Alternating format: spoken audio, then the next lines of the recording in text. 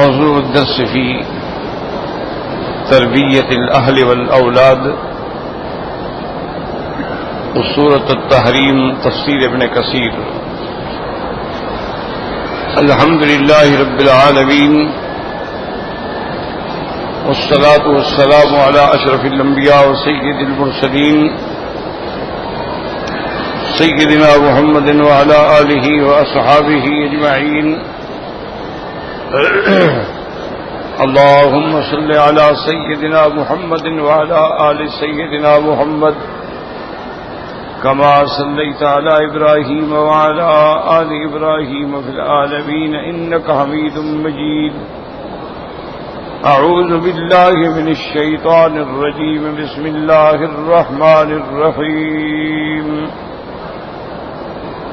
يا أيها الذين آمنوا قوا أنفسكم وأهليكم نارا وقودها الناس والحجارة عليها ملائكة غلاظ شداد لا يعصون الله ما أمرهم ويفعلون ما يؤمرون.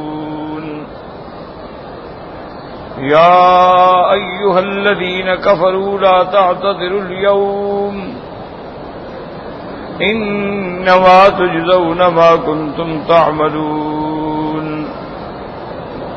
يا أيها الذين آمنوا توبوا إلى الله توبة نصوحا عسى ربكم أن يكفر عنكم سيئاتكم ويدخلكم جنات تجري من تحتها الأنهار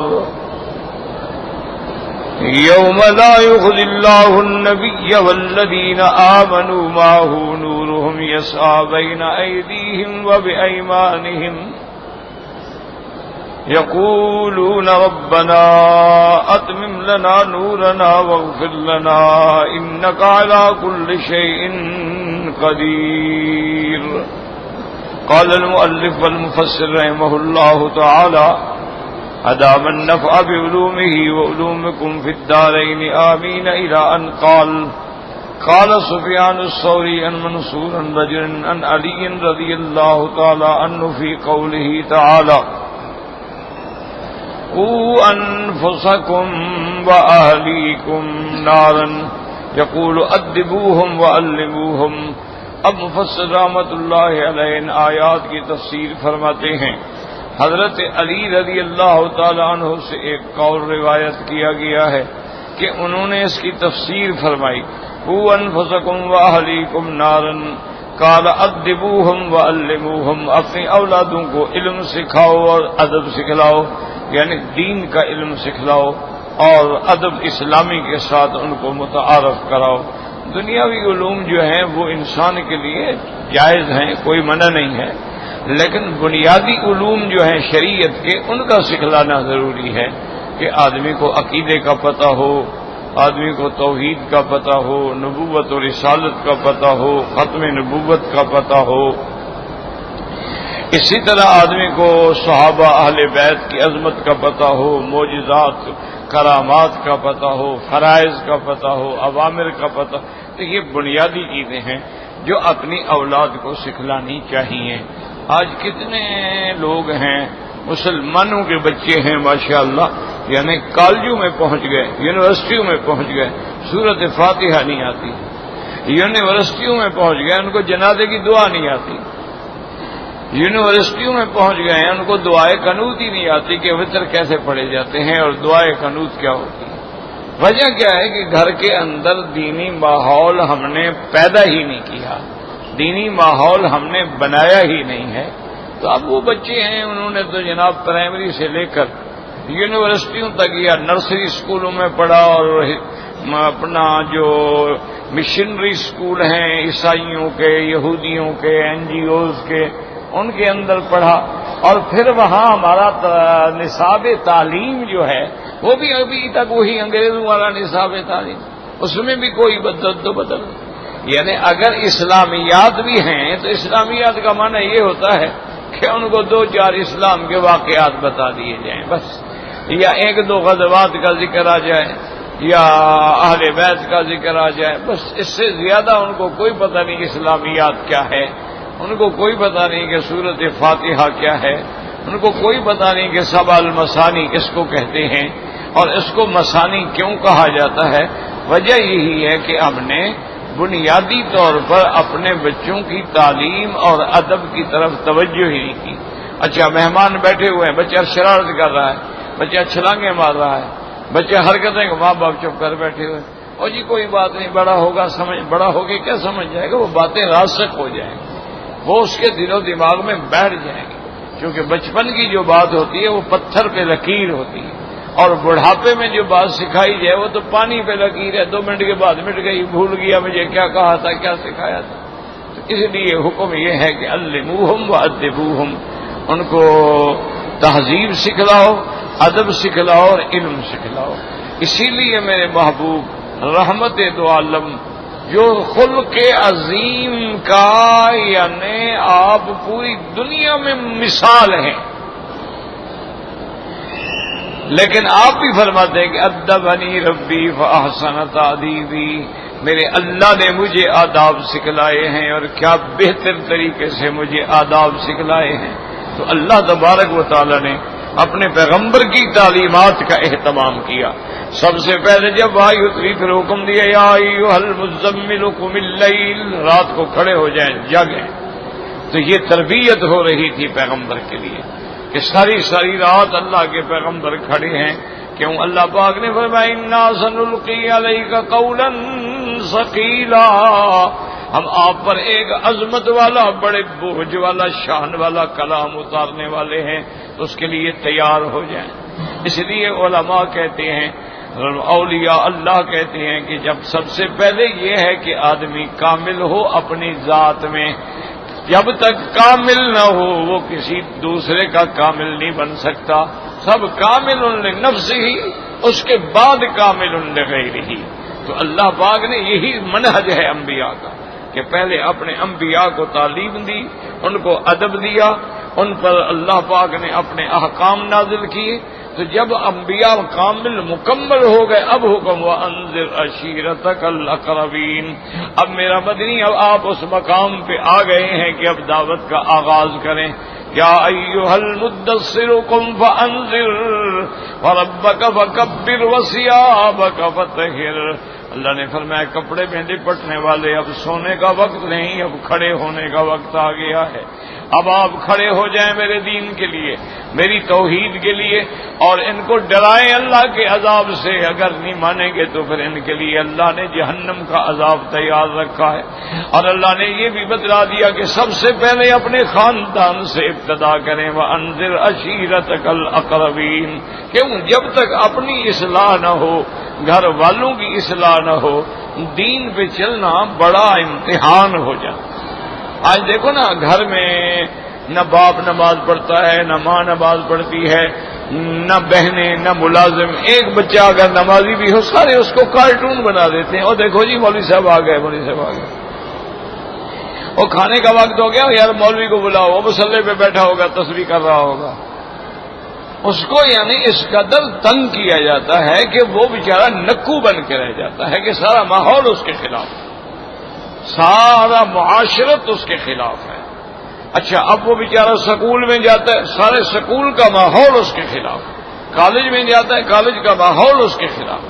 یہ تو بڑے مجاہد ہیں جو لوگ آج کل کی یونیورسٹیوں میں رہ کر، آج کل کے میڈیکل کالجز میں رہ کر، آج کل کی مخلوط تعلیم میں رہنے کے باوجود نماز پڑھتے ہیں، داڑیاں رکھی ہوئی ہیں اور دین پہ قائم ہیں، یہ مجاہد ہیں، یہ عام مسلمان نہیں ہیں۔ حضور پاک نے فرمایا کہ ایک وقت آئے گا میرے دین پہ 10ویں حصے کا جو عمل کرنے والا ہے وہ تم سے بھی بڑھ جائے گا ثواب کے اندر۔ اسی طرح حضور پاک نے فرمایا میری امت پہ ایک وقت آئے گا الاخذ بالسنت، اب میری سنت پہ عمل کرنا ایسے ہوگا کل قابض علی الجمرۃ، جیسے انگارے کو ہاتھ میں پکڑنا مشکل ہے، میری سنت پہ چلنا بھی مشکل ہو جائے۔ آج وہی حال ہو گیا ہے۔ انا للہ وانا الیہ راجعون۔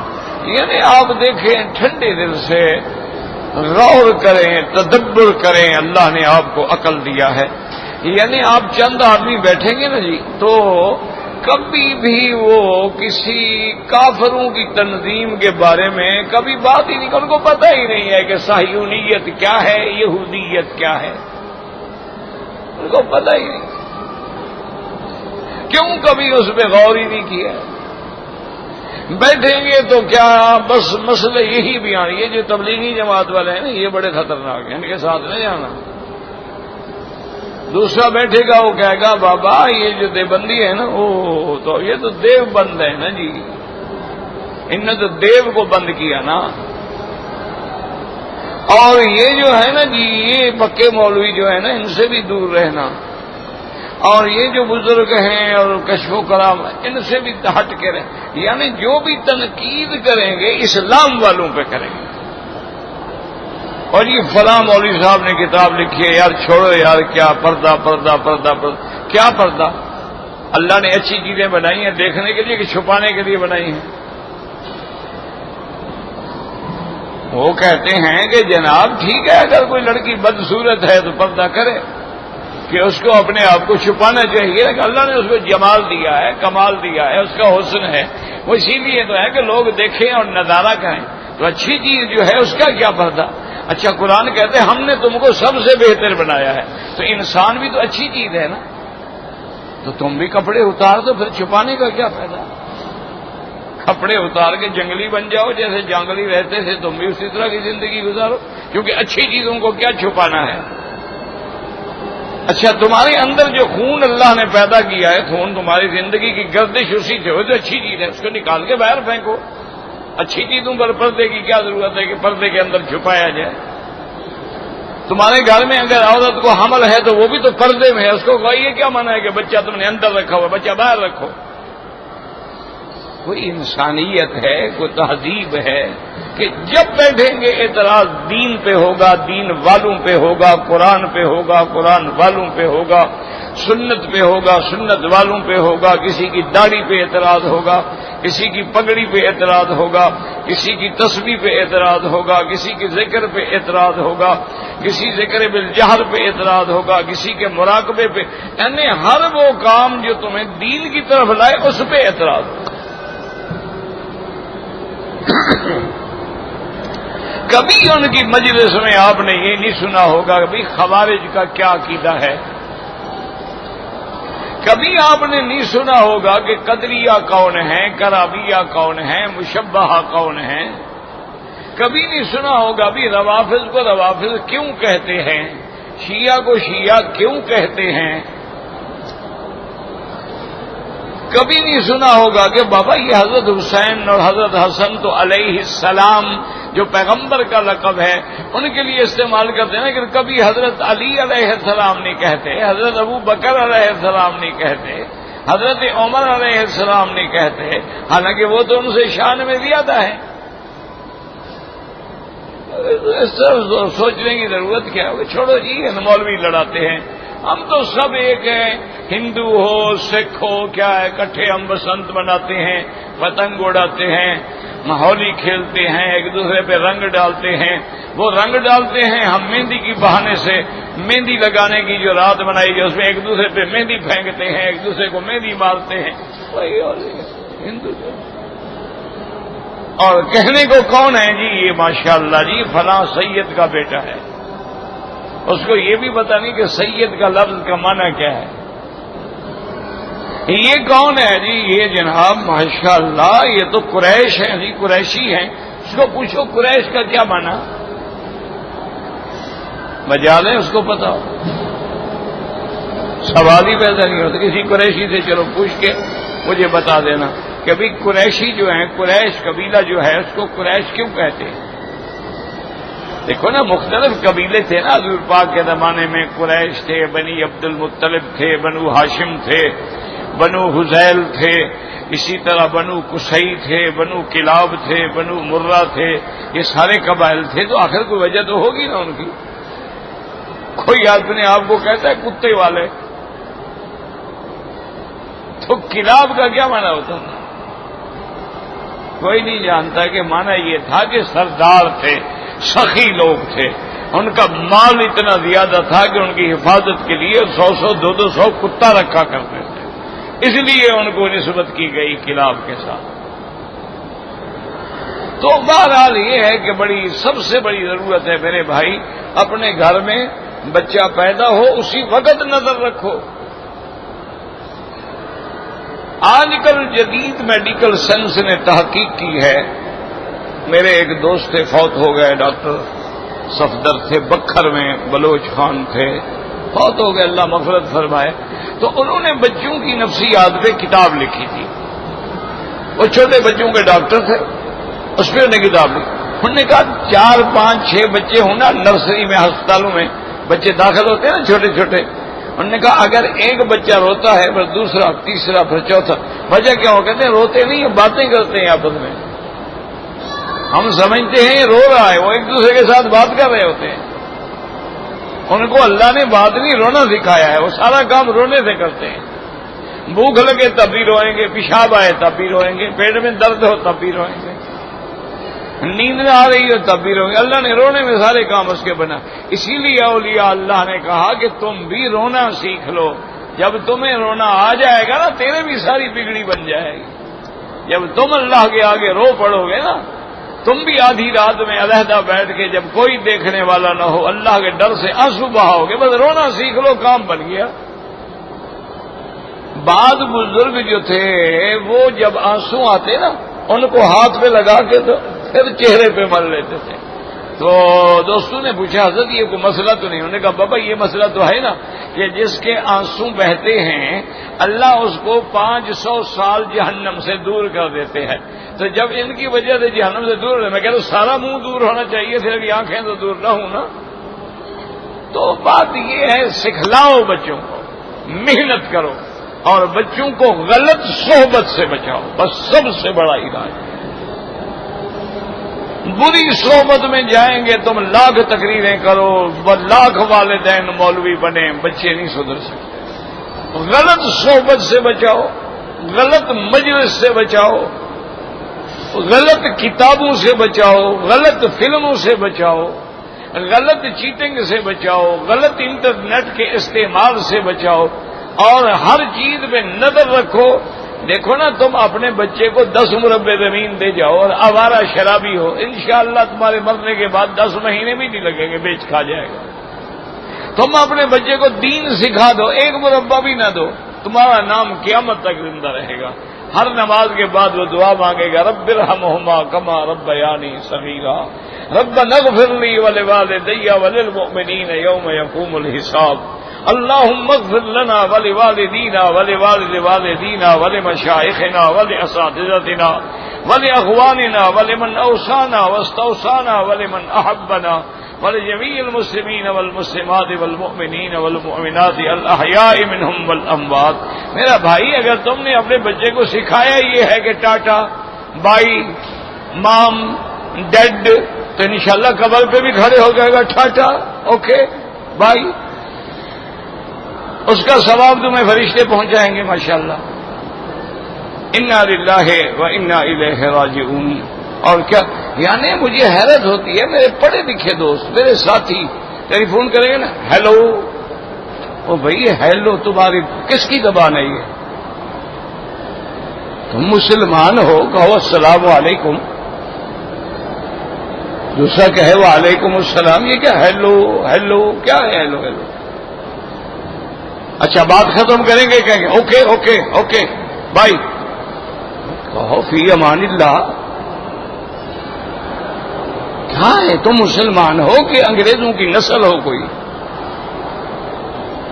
ان کا خون ہے تمہارے اندر کہ ہر بات میں انگریزی ہے، ہر بات میں ہیلو ہے، ہر بات میں اوکے ہے، ہر بات میں یس ہے، آتا بھی اتنا ہے ان کو، یس نو اوکے بس، اور کچھ نہیں جانتے، جاہل مطلق ہے۔ لیکن اوکے ضرور کہے گا، بتلائے گا جی میں پڑھا لکھا ہوں، انگریزی مجھے آتی ہے۔ انا للہ و انا، بھائی مسلمان ہو کو السلام علیکم، دوسرا کہے گا وعلیکم السلام، دونوں طرف دعا ہو گئی، اللہ کا نام اس میں سلام آ گیا، دونوں کی سلامتی خدا سے مانگی گئی، بات پوری ہو گئی۔ اچھا جی فی امان اللہ، دعا ہو گئی کہ اللہ تمہیں اپنی امان میں رکھے۔ کون کہتا ہے چھوڑو، یہ کہتے ہیں جی چھوڑو یہ مولویوں کی باتیں. ٹھیک ہے جی مولویوں کی باتیں نہ کرو، تم انگریزوں کی باتیں کرو. لیکن فَسَتَذْكُرُونَ مَا أَقُولُ لَكُمْ، ایک وقت آئے گا جب یاد کرو گے کہ مولوی مکی کیا کہتا ہے. آنے دو قبر، پھر بڑا یاد آئے گا. موت کی گھڑی آنے دو، پھر دیکھنا پھر ہر بات یاد آئے گا. او یا لیتنی لم اتخذ فلانا خلیلا، ہائے کاش میں نے غلط دوست نہ بنایا ہو. لو اطعنا اللہ واطعنا الرسول، ہائے کاش ہم نے اللہ کے رسول کی فرما برداری کی ہوتی. پھر جناب اس وقت فائدہ بھی کوئی نہیں ہوگا، لاکھ حسرت کرتے رہو. اس لیے حضرت علی فرماتے ہیں ادبوہم وعلموہم. وقال علی ابن ابی طلحہ ابن عباس قوا انفسکم واہلیکم نارا. وہ فرماتے ہیں اس کا معنی یہ ہے کہ اعملوا بطاعت اللہ واتقوا معاصی اللہ وَمَرُوا أَهْلِكُمْ بِالذِّكْرِ يُنْجِيكُمُ اللَّهُ مِنَ النَّارِ. حضرت ابن عباس فرماتے ہیں کہ اس آیت کا معنی یہ ہے کہ اللہ کی فرما برداری والے کام کرو، اللہ کی نافرمانی سے بچو، اور اپنے آل و عیال کو بھی اللہ کے ذکر کا حکم دو. اگر تم نے یہ قائم کر لیا تو اللہ تمہیں جہنم سے نجات دے دیں گے. اپنے گھروں میں بھی نماز، اپنے گھروں میں بھی تلاوت، اپنے گھروں میں بھی قرآن پاک پر زور دیں. اپنی بیوی ہے، بیٹیاں ہیں، بہنیں ہیں، بچے ہیں، بچیاں ہیں، بٹھا کے کبھی ان سے کہو نمبر وار کے بیٹا نماز سناؤ. کسی سے پوچھو کہ اچھا تم دعا کا نور سکھلاؤ، سناؤ. کسی سے پوچھو اچھا تم جنازے کی دعا سناؤ. کسی سے پوچھو اچھا تم فاتحہ سناؤ. کسی سے پوچھو اچھا تم قرآن کی کوئی آیت سناؤ. کسی سے پوچھو کہ اچھا غسل کرنا ہو تو اس کے فرض کتنا ہے، واجب کتنا ہے، سنت کتنا ہے. وضو کرنا ہو تو وضو کے فرائض کیا ہے، وضو کا طریقہ کیا ہے، تیمم کا طریقہ کیا ہے، نماز قصر کیا ہوتی ہے. گھر میں بیٹھ کے پڑھاؤ ان کو، کوئی مشکل نہیں ہے، کوئی مسئلہ نہیں ہے. چھوٹی چھوٹی کتابیں ملتی ہیں، تعلیم الاسلام ہے، تقویت الایمان ہے، بہشتی زیور ہے، اور بھی کئی کتابیں ہوں گی. وہ چھوٹی کتابیں روزانہ 1 صفحہ 2 صفحہ گھر والوں کو بٹھا دیا، کہو بیٹھو سنو. اچھا جس بچے کو آتا ہے اس کو کہیں، جس کو نہیں آتا بیٹا اس کو تم سکھاؤ. تو انشاءاللہ ثم انشاءاللہ تم دیکھو گے کہ چند دنوں کے اندر گھروں میں کیسے برکت آتی. سب شیاطین الجن والانس جو ہے وہ بھاگ جائیں گے. لیکن اپنے گھر میں محنت کرو. اپنی بیوی سے پوچھو بھی تمہیں نماز پڑھنا آتا ہے؟ اچھا رکوع کیسے کرو گی، سجدہ کیسے کرو گی، رکوع میں کیا پڑھنا ہے، سجدے میں کیا پڑھنا ہے، پہلی رکعت میں کیا پڑھنا ہے، اور تیسری رکعت میں کیا پڑھنا ہے، سلام کیسے پھیرنا ہے. یہ باتیں اس سے پوچھو، کوئی شرم نہیں، دین کی بات ہے. اگر اس کو نہیں آتا ہے سکھاؤ. اچھا اگر تمہیں بھی کوئی سکھاتے ہوئے مشکل ہے تو اب تو اللہ کا شکر ہے ہمارے ملک میں بھی اتنے بہترین بنات کے دینی مدرسے ہیں کہ وہ لڑکوں سے بھی زیادہ بہتر طریقے پہ چل رہے ہیں. ان میں بھیجو ان کو. کہیں درس ہوتا ہے درس میں بھیجو، کہیں دین کا کام ہوتا ہے اس میں بھیجو. بس انشاءاللہ انقلاب آ جائے گا، بندے سیکھ جائیں. اچھا جب گھر میں عورت ٹھیک ہو جائے نا، اولاد خود بخود ٹھیک ہو جائے. کیونکہ سب سے پہلا مدرسہ جو ہے وہ ماں کی گود ہوتا ہے. اگر ماں اس کی دیندار ہے اولاد انشاءاللہ دیندار.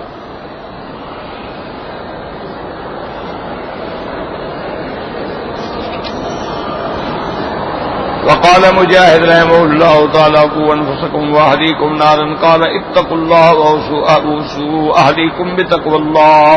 حضرت مجاہد فرماتے ہیں کہ تم بھی اللہ سے ڈرو اور اپنے گھر والوں کو بھی اللہ سے ڈرنے کا حکم دو کہ اللہ کی نافرمانی والا کوئی کام نہ کریں. وقال قتادہ تأمرهم بطاعت اللہ وتنہاهم عن معصیت اللہ. حضرت قتادہ فرماتے ہیں معنی یہ ہے کہ تم اللہ کی اطاعت کا حکم کرو، اللہ کی نافرمانی سے روکو. وان تقوم علیہم بامر اللہ وتعبدهم به وتصاعدهم علیہ فاذا رأيت لله معصیۃ فزعتهم عنها وزجرتهم عنها. اب مفسر فرماتی ہیں کہ حضرت حضرت قتادہ فرماتے ہیں ان کو اللہ کی فرما برداری کا حکم دو، ان کو نافرمانی سے روکو اور ان پہ کھڑے ہو کے نگرانی کرو، دیکھو کہ اللہ کے حکم پہ چل رہے ہیں کہ نہیں چل رہے ہیں، اس پہ مدد کرو، اور اگر دیکھو کہ وہ راستے سے ہٹ رہے ہیں تو ان کو جھڑک دو، ان کو سختی سے برائی سے روک دو اور بھلائی کے کاموں پہ لگا دو اور ان کی نگرانی بھی کرو۔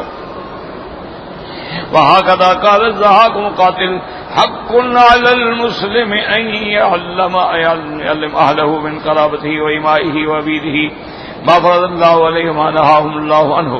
اسی طرح حضرت ضحاک اور حضرت مقاتل فرماتی ہیں کہ مسلمان پہ یہ فرض ہے کہ اپنے اہل و عیال کو بھی، اپنے رشتہ داروں کو بھی، اگر غلام ہیں، عبد ہیں، کنیزے ہیں تو ان کو بھی اللہ تبارک و تعالی نے جو فرض کیا ہے وہ سکھلائیں، اور جن چیزوں سے اللہ نے منع کیا ہے ان کو بتلائیں کہ یہ چیزیں فرض ہیں، یہ چیزیں حلال ہیں، یہ چیزیں حرام ہیں۔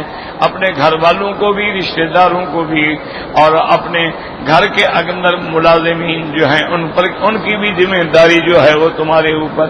یاد رکھو کہ تمہارے گھر میں 4 ملازم ہیں، اگر وہ نماز نہیں پڑھتے تم قیامت میں پکڑے جاؤ، اس لیے کہ وہ تمہارا ماتحت ہے، ملازم ہے۔ کیسے ہو سکتا ہے تم نماز پڑھو اور وہ نہ پڑھے؟ آپ اپنے ملازمین کو پابند کر دیں کہ بھائی جب نماز کا وقت ہے ہر کام ختم، چلو میرے ساتھ مسجد میں نماز پڑھو، مجال ہے وہ نماز نہ پڑھے۔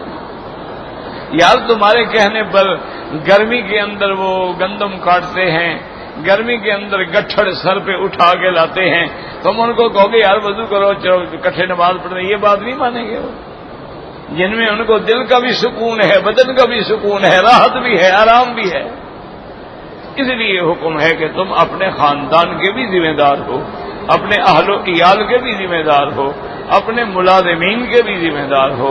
تو ہر چیز میں سب سے پہلے جو ہے وہ دین مقدم ہے کہ دین کا خیال رکھا کرے۔ میرے ایک دوست ہے، ان کی فیکٹری تھی، اس میں کوئی تقریباً 100-150 ملازم، اس نے ان فیکٹری میں مسجد بنائی، سپیکر، مسجد، امام، اور پھر صبح کی نماز کے بعد درس قرآن، اور عشاء کی نماز آدھے گھنٹے کے لیے درس حدیث۔ اور اس نے باقاعدہ کھل کے میٹنگ کر کے اپنے سپروائزر جو تھے، مینیجر جو تھے، ملازمین، ان کو بتا دیا تھا کہ جس بندے نے نماز نہ پڑھی نہ دوسرے دن وہ آگے حساب لے لے، تنخواہ لے اور اپنا جائے۔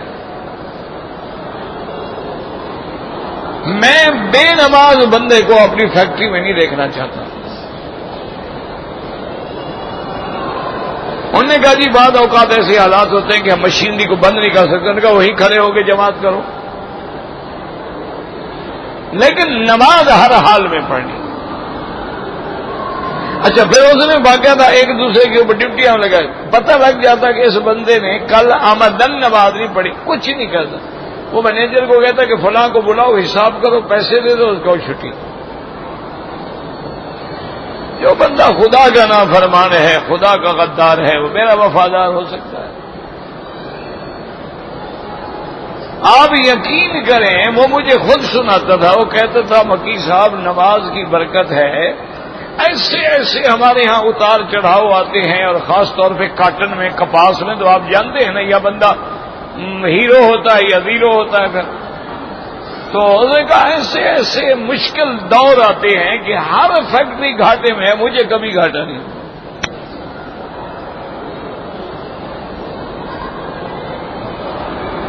مجھے بھی یاد ہے ایک ڈرائیور تھا، وہ ایسے اس کی داڑھی تھی، یہیں داڑھی ہی تھی لیکن مڈاتا نہیں تھا وہ۔ اچھا اس کی شکل ایسی تھی کہ اس کو سب ڈرائیور جو ہے نا کہتے تھے ہلاکو ہے، اس کا نام ہی ہلاکو خاں پڑ گیا بیچارے کا، مذاق مذاق میں لوگوں نے کہنا شروع کیا۔ اچھا ہم بھی انتظار کرتے تھے اس کی بس کا، آدھا گھنٹہ گھنٹہ بھی دیر ہو کھڑے رہتے۔ وجہ کیا تھی یاد رکھیں کہ بھئی ایک تو اپنی بس میں جو سواری سوار کہہ رہا بھی میری بس کے اندر سگریٹ نہیں پینی ہے، جس نے سگریٹ پینا ہے اتر جائیں۔ ایک بات یہ، دوسری بات یہ تھی کہ جہاں سے نماز کا وقت ہوتا تھا اس نے ہر حال میں گاڑی روکنی ہے اور مسجد کے پاس روکنی ہے۔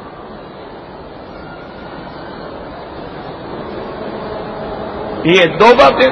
تیسری بات یہ تھی کیونکہ وہ ہمیشہ بیچارہ بڑا احترام کرتا تھا، میرا خیال رکھتا تھا، ساتھ کی سیٹ اس کو منت بھی کرنی پڑتی تھی تو خالی کرواتا تھا۔ تو دوسرا یہ ہے کہ اس نے بس گاڑی سٹارٹ کی اور قرآن شریف پڑھنا شروع کیا، حافظ قرآن تھا۔ 4 گھنٹے کا ہمارا سفر ہوتا تھا، 3.5-4 گھنٹے۔ اچھا، گاڑی وہ اتنا تیز چلاتا تھا کہ جب وہ ہارن دیتا تھا نا، اگلے گاڑی والے ٹرک والے کہتے ہلاکو آ رہا ہے، راستہ چھوڑ دو بھائی۔ اس نے گاڑی نکالنی ہے، کچھ بھی کرو گے گاڑی وہ لے جائے گا آگے، اتنی وہ تیز چلاتا تھا۔ میں نے کہا یار یہ تمہاری ساری باتیں ٹھیک ہیں لیکن یہ تیز چل۔ انہوں نے کہا مکی صاحب یہ قرآن کی برکت ہے، آج 25 سال ہو گئے مجھے سیٹ پہ بیٹھے، میری گاڑی کو کبھی لکیر بھی نہیں لگی ہے۔ انہوں نے کہا کمپنی کے بعد جب بھی 2 سال کے بعد نئی گاڑی آتی ہے نا 0 میٹر، وہ کہتے ہیں نہیں یہ اس سے پہلے والی لے لو، یہ اس کو دے دو۔ ایک تو میرے پاس ہمیشہ گاڑی 0 میٹر ہوتی ہے اور لکیر نہیں لگی میری گاڑی میں۔ ایکسیڈنٹ تو بڑی بات ہے نا، 2 کیلنڈر تھے، ان کو کہتا جس نے نماز نہ پڑھی نا یہی جنگل میں اتار کے میں چلا جاؤں گا، پھر خود بخود آ جانا اگلے دن انشاءاللہ۔ اس زمانے میں بسیں بھی تو خال چلتی تھی نا، یہ تھوڑا تھا کہ بس کے پیچھے بس ہے، 6 گھنٹے کے بعد ایک بس آتی تھی۔ تو اللہ کے قرآن کی برکت کیسے نہیں ہوگی یار؟ تو اس لیے اپنے گھروں میں خاص طور پہ مہربانی کریں، خیال رکھیں۔ وفي معنى هذه الآية الحديث الذي رواه أحمد وأبو داود والترمذي من حديث عبد الملك بن الربيع بن صبرة النبي عن جده قال قال رسول الله صلى الله عليه وسلم مروا الصبي بالصلاة إذا بلغ 7 سنين فإذا بلغ 10 سنين فاضربوه عليها۔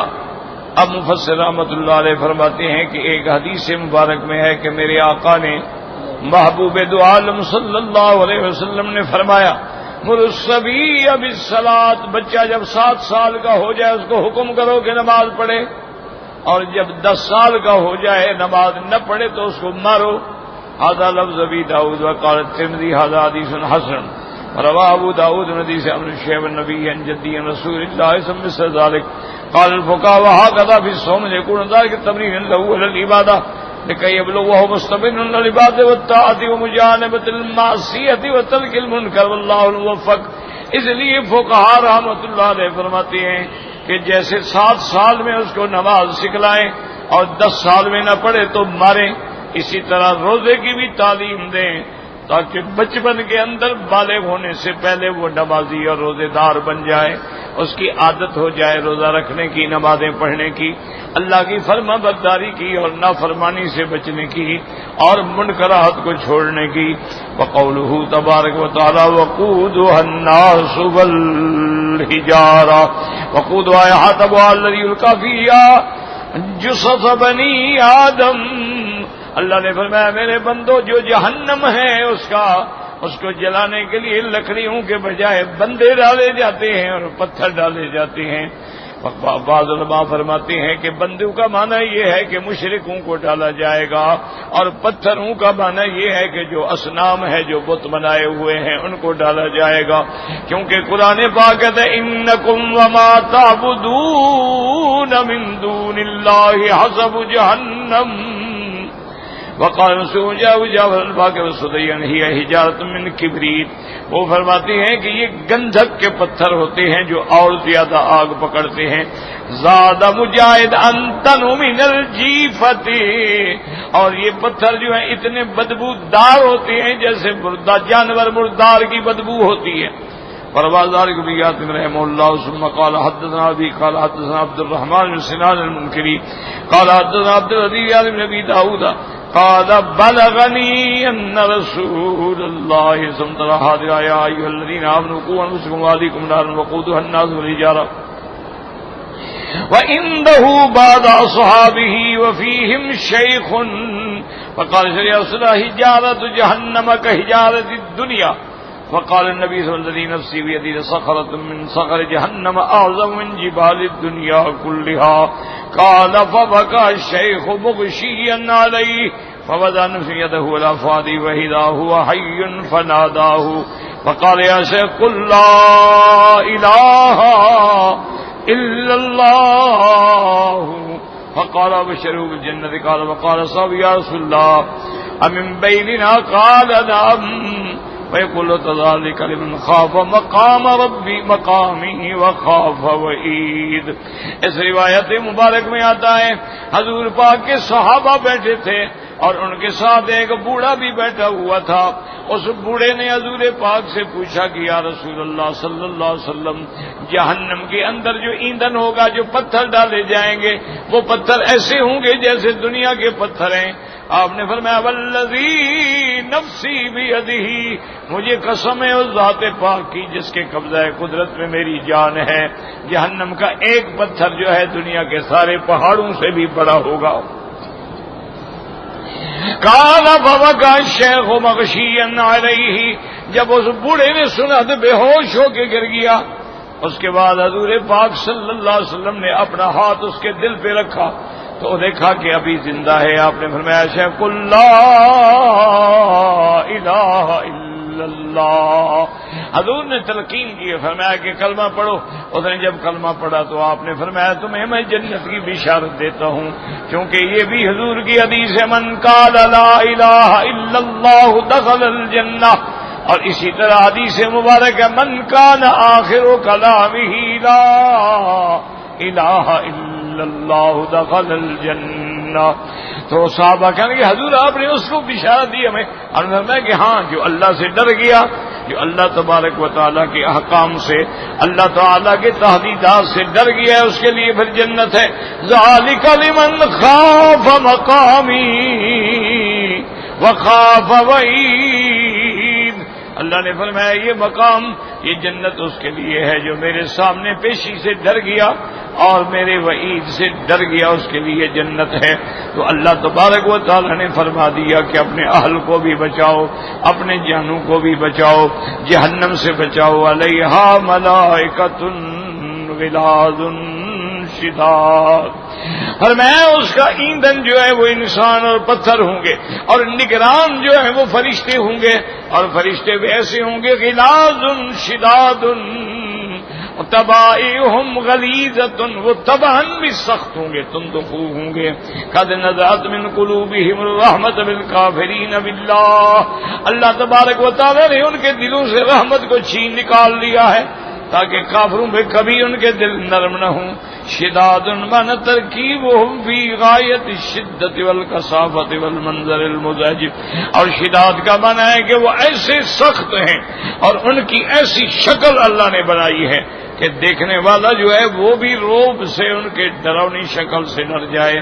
کما قال ریاض حدثنا ابی حدثنا سلمۃ بن شبیب حدثنا ابراہیم بن الحکم بن ابان حدثنا ابی عن اکرمۃ انہ قال اذا وصل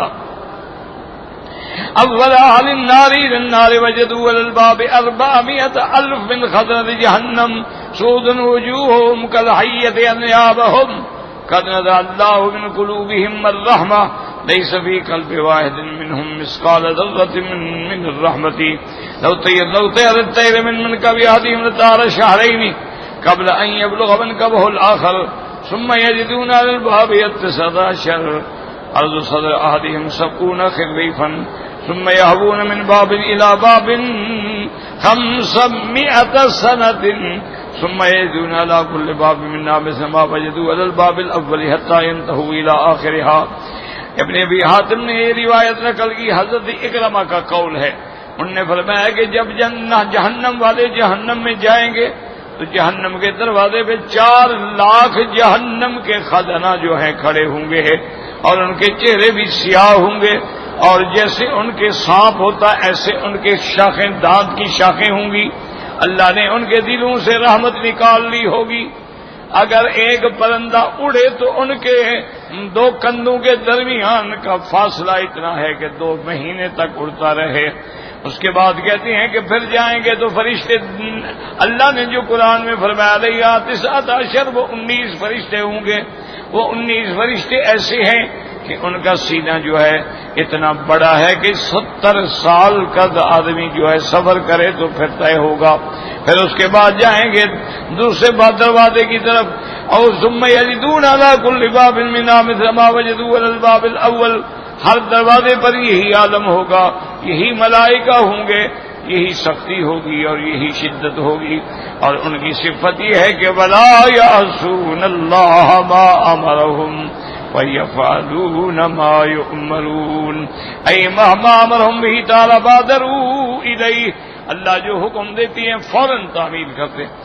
لا یتأخرون عن طرفۃ عین، پلک جھپکنے کی دیر بھی نافرمانی نہیں کرتے. وَهُمْ قَادِرُونَ فِي سَبْعِ مَجْمِنْ ہو، اور اللہ جو حکم دیتے ہیں اس پہ ان کو طاقت بھی دی ہے کہ وہ اس کو سر انجام دے سکتے ہیں. وَهَؤُلَاءِ الزَّبَانِیَہ، ان کا نام جو ہے زبانیہ ہوگا.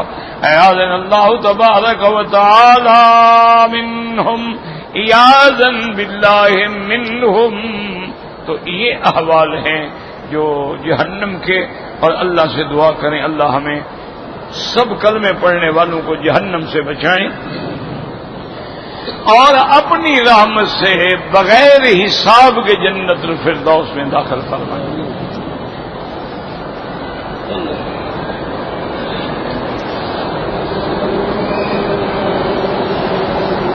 پہلی بات یہ ہے کہ مجھے خواب کی تعبیر دینے سے مناسبت نہیں ہے. علم تعبیر رویا جو ہے یہ مستقل ایک علم ہے. ہر آدمی تعبیر دینا نہیں جانتا. حضور سرکار دو عالم کے صحابہ کے زمانے میں بھی جب کوئی خواب دیکھتا تھا تو حضور حضرت ابو بکر کو فرماتے تھے کہ اب ابو بکر تم اس کی تعبیر دیا. اسی طرح انبیاء علیہم السلام میں حضرت یوسف علیہ السلام کو اللہ نے علم تعبیر رویا دیا تھا. اسی طرح تابعین میں حضرت محمد ابن سیرین رحمت اللہ علیہ کو اللہ نے علم تعبیر رویا دیا تھا. تو میری بیٹی مجھے چونکہ تعبیر کا پتہ نہیں ہے، میں خوابوں کی تعبیر بیان بھی نہیں کرتا ہوں، اس لیے کسی اور عالم سے رجوع کریں.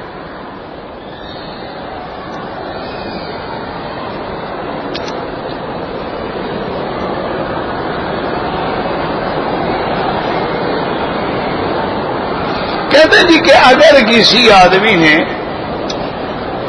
اپنی بیوی کو زنا کرتے ہوئے دیکھا ہے اور اس کے پاس گواہ نہیں ہے تو اس کو شریعت سزا نہیں دے سکتی جب تک گواہ نہ. اگر اس بندے نے غیرت میں آ کے اپنی بیوی کو قتل کر دیا دنیا میں تو اس کو سزا قتل کی قتل ملے گی، قصاص ہوگا. قیامت میں اللہ تبارک و تعالیٰ اس کی غیرت کی وجہ سے اس کو معاف کر دیں، لیکن دنیا میں اس پہ قانون چلے گا کہ تمہیں مارنے کا تو کوئی حق نہیں ہے. اور تم نے زنا کیا، تم نے قتل کیا، تم نے تو اس سے بھی بڑا گناہ کر دیا، تو بجائے مظلوم ہونے کے ظالم بن گئے. علاج یہ ہوتا ہے کہ ایسی عورتیں جو ہیں ان کو طلاق دے کے نکال دو. گھر میں رکھنے کی ضرورت ہی کیا ہے؟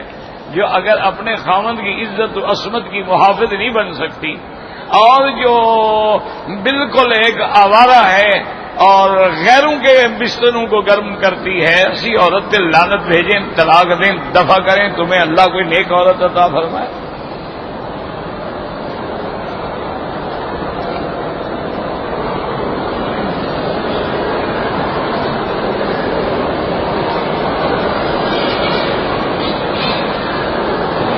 میرا بھائی مسئلہ سمجھو. دیکھو یہ خانہ کعبہ ہے، امام اس طرف ہے، اس طرف کوئی آدمی امام سے آگے نہ ہو.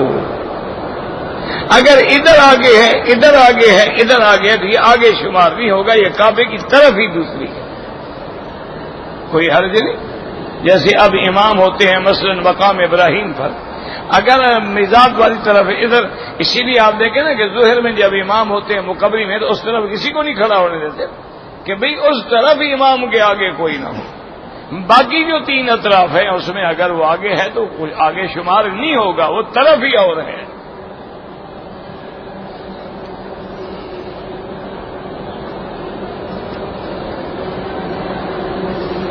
پوسٹ مارٹم کرنے کی شریعت میں کوئی اجازت نہیں. یہ تو انگریزوں کے قانون ہیں. ایک بندہ مر گیا ہے پھر اس کو چیر پھاڑ کرو اور یہ پتہ لگایا جا رہا ہے, قتل کا تحقیق ہو رہی ہے تاکہ ہمیں پتہ لگ جائے کہ یہ زہر سے مرا ہے, کس بات سے مرا ہے. ہو یار جب اصل مجرم پکڑے جائیں گے سارا پتہ لگ جائے گا. ضروری مردے کو تم نے چیرنا پھاڑنا ہے. اچھا چیر پھاڑ کے بعد بھی تمہیں مجرم نہیں ملے تو کیا پتہ لگ گیا؟ تم نے پوسٹ مارٹم کر لیا, اس کو ٹکڑے ٹکڑے کر ڈالا, یعنی سر کی ہڈیاں توڑی جاتی ہیں. اللہ معاف فرمائے. اچھا اس کے بعد بھی تم اس کے قاتل نہیں پکڑ سکے ہو تو کیا فائدہ ہوا پوسٹ مارٹم کا جناب؟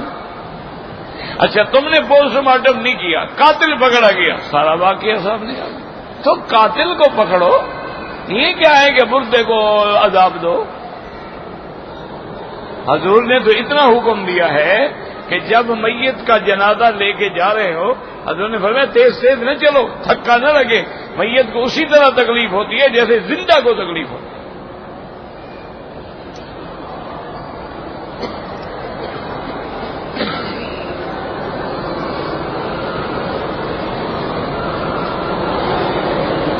جو لوگ جنازے کی نماز میں, یہ امام ہے, یہ میتیں ہیں, آگے کھڑے ہو جاتے ہیں, نماز نہیں ہوتی.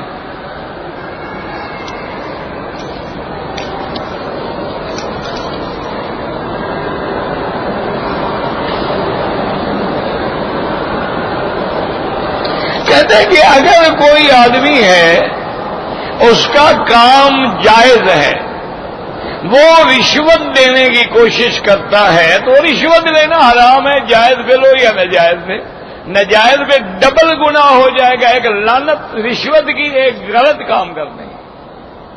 اور اگر صحیح کام پہ بھی لوگے وہ بھی رشوت ہے, لعنت ہے. کیوں لو جب صحیح کام ہے اس کا کر دو. او میرا بھائی یاد رکھو, کوئی آدمی پاگل ہو گیا ہے گھر سے پیسے اٹھا کے تمہیں دے دے, کام نہیں کرتے ہو تو حالات پیدا کرتے ہو کہ رشوت دے. اگر کام اس کا فوراً ہو جائے تو کوئی مسئلہ ہی نہیں, کوئی بات ہی نہیں.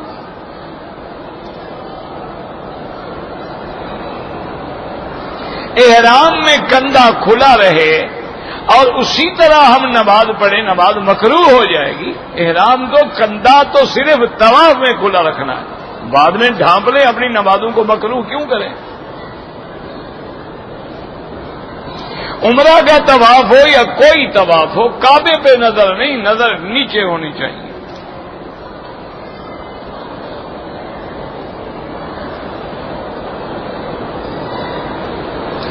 میں نے 1 لاکھ لیا تھا اس شرط پہ کہ تمہیں 7,000 دوں گا.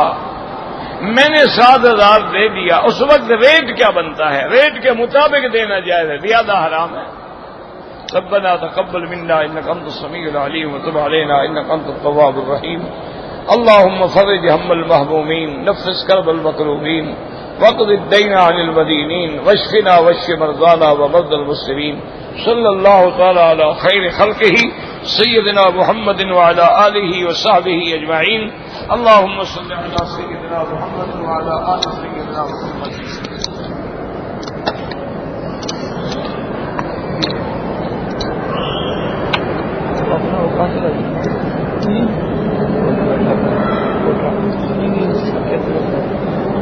وہ آدمی ہے نا, اس سے وہ ٹوپیاں منگوانی ہے, وہ بس یہ آرڈر دینا پڑے گا.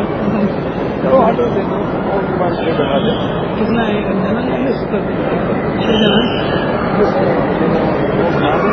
لیکن اچھا کپڑا لگا ہے. نمبر 22.5 نمبر مجھے یاد نہیں ہے. آپ کا اپنا ہے نا؟ ہاں 22.5.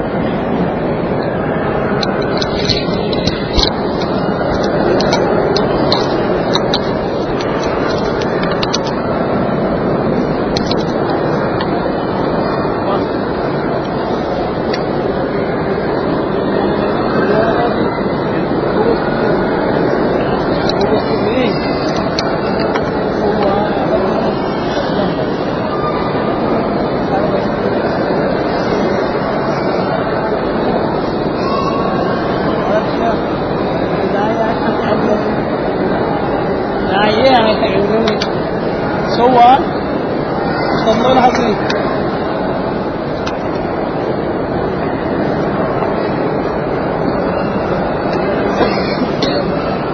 اس کے بیٹے ذرا سیل دیکھ لینا. سیل آج گڑبڑ کیا میں اس کو پھر ویسے کیس دیا. یہ پھول کا دینا نا دوسرا چارج میں ڈال دینا.